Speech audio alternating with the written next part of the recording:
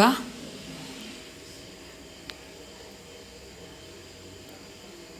അതിനുശേഷം നമ്മൾ അരിഞ്ഞ് വെച്ചിട്ടുള്ള ഒരു സവാള, ഒരു ചെറിയൊരു സവാളയാണ്, അതും കുറച്ച് കറിവേപ്പിലയും കൂടി നമ്മൾ അതിലേക്ക് ഇട്ട് കൊടുത്തു.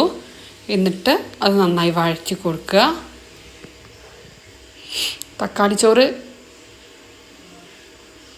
വളരെ സിമ്പിളായിട്ട് ഉണ്ടാക്കാൻ പറ്റിയ ഒന്നാണ്. ശേഷം നമ്മളത് നന്നായി വഴറ്റി കൊടുക്കുമ്പോൾ അത് നല്ല ആവിയൊക്കെ ഇങ്ങനെ പറക്കുന്നതാണ് നമ്മൾ കാണുന്നത് കേട്ടോ. പിന്നെ നമ്മളതിലേക്ക് അരച്ച് വെച്ചിട്ടുള്ള 2 ചെറിയ തക്കാളി നമ്മൾ അരച്ചിട്ടുണ്ട്. അതാണ് നമ്മളതിലേക്ക് ചേർത്ത് കൊടുക്കുന്നത്. അതും ചേർത്ത് കൊടുത്ത് നന്നായി ഇളക്കി കൊടുക്കുക. തക്കാളിയൊക്കെ ഇങ്ങനെ അതിലിട്ട് കഴിഞ്ഞപ്പോൾ ഉള്ള പുക വന്നിട്ട് നമുക്ക് വീഡിയോ ഒക്കെ ബ്ലറായി പോയതാണ് ഇപ്പോൾ കാണുന്നത് കേട്ടോ. വീഡിയോയിലൊക്കെ നിറച്ച പുകയാണ്, ക്യാമറ പുകയാൽ നിറഞ്ഞു. പിന്നെ നമ്മളതിലേക്ക് പച്ചമുളകാണ് ഇട്ട് കൊടുത്തത്. 2 നടുകീറിയ പച്ചമുളക് നമ്മളതിലേക്ക് ഇട്ട് കൊടുത്തു. നമുക്കൊരു എരിവിന് വേണ്ടിയിട്ടാണ് നമ്മളങ്ങനെ ചെയ്യുന്നത്. ഇനി നമ്മളതിലേക്ക് മുളക് പൊടിയാണ് ഇട്ട് കൊടുക്കുന്നത്. മുളക് പൊടി 1 ടേബിൾ സ്പൂൺ മുളക് പൊടി ഇട്ട് കൊടുക്കുക. 1 ടേബിൾ സ്പൂൺ മുളക് പൊടി ഇട്ട് കൊടുത്തു.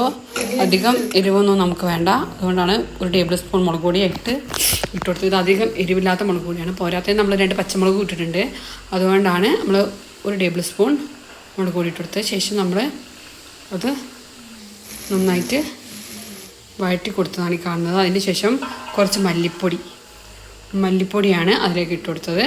1 ടേബിൾ സ്പൂൺ മല്ലിപ്പൊടി ഇട്ട് കൊടുത്തു. ഇനി അത് നന്നായിട്ട് നമ്മൾ ഇളക്കി കൊടുത്തു. ശേഷം നമ്മൾ അതിലേക്ക് 2 കപ്പ് വെള്ളം ഒഴിച്ചു. നമ്മളിപ്പോൾ 1 കപ്പ് അരിയാണ് എടുക്കുന്നതെങ്കിൽ നമ്മൾ 2 കപ്പ് വെള്ളമാണ് അതിലേക്ക് ഒഴിച്ചു കൊടുക്കുക. 2 കപ്പ് വെള്ളം ഒഴിച്ചു. അതിനുശേഷം നമ്മൾ അതിലേക്ക് അരി കഴുകി ആവശ്യത്തിനുള്ള ഉപ്പ് ഇട്ട് കൊടുക്കണം കേട്ടോ.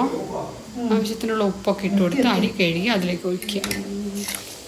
അരി കഴുകി അതിലേക്ക് ഇട്ട് കൊടുത്തു. വളരെ എളുപ്പത്തിൽ നമുക്ക് ഈ തക്കാളി ചോറ് ഉണ്ടാക്കിയെടുക്കാവുന്നതാണ്.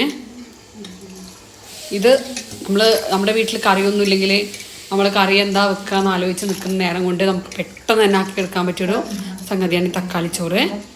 പിന്നെ നമ്മളിതിന് വേണ്ടിയിട്ട് ഉപയോഗിച്ചിരിക്കുന്നത് മറ്റേ റേഷൻ പീടികയിൽ നിന്നൊക്കെ കിട്ടുന്ന റേഷൻ അരിയാണ് കേട്ടോ. അതിനുശേഷം കുറച്ച് മല്ലിയില അരിഞ്ഞതും കൂടി അതിലേക്ക് ഇട്ട് കൊടുത്തു.